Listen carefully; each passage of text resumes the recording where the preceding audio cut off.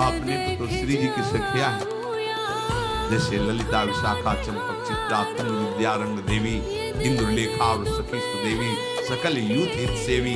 ऐसे ही चराचर की जितनी शरीर में भावना हम पवित्र कर पाएंगे उतने दोष हमारा नष्ट हो जाएगा। ये जितनी स्त्री शरीरधारी ये सब मेरी प्यारी जी की लाडली से चलिया, इनके चरणों में प्रणाम। बस जो चाहे आपन कल्याणा, सुजस सुमत सुगत सुनाना, सो परनार लीलार गोसाई, तजौ चौथ के चंद की नाई। विरक्त उपासक को माताओं बहनों से आंख मिलाकर कभी बात नहीं करनी चाहिए।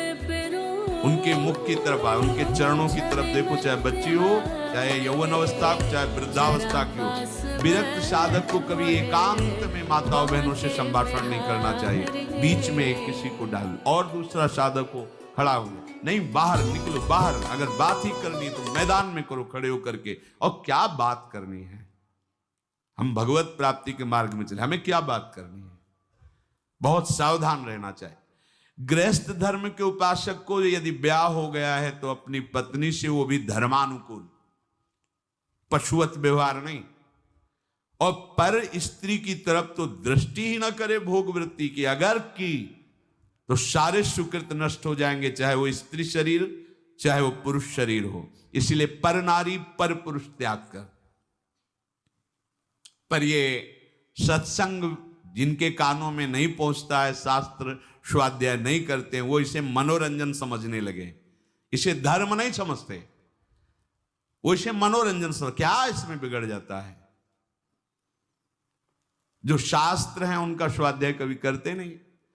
अब उनको जो समय मिलता है तो नौटंकी, नाटक, सिनेमा देखते हैं जिनमें यही सब की पुष्टता होती है, इसी की बाहुल्यता होती है, वही दृश्य देखते हैं। ना तो कभी भगवत प्रेमी महात्माओं की चरण रज में बैठ करके सत्संग सुना, ना शास्त्र स्वाध्याय किया, तो मनमानी आचरण बढ़ते रहते। कैसे भगवत प्राप्ति की बात आएगी कि जरा मरण मोक्षाय। अगर गृहस्थ धर्म में है तो शुद्ध कर्म करे, जो उसके शास्त्र अनुकूल वर्णन किए गए, वो भी सत्संग से ही पता चलेगा शुद्ध कर्म क्या है, अशुद्ध कर्म क्या है।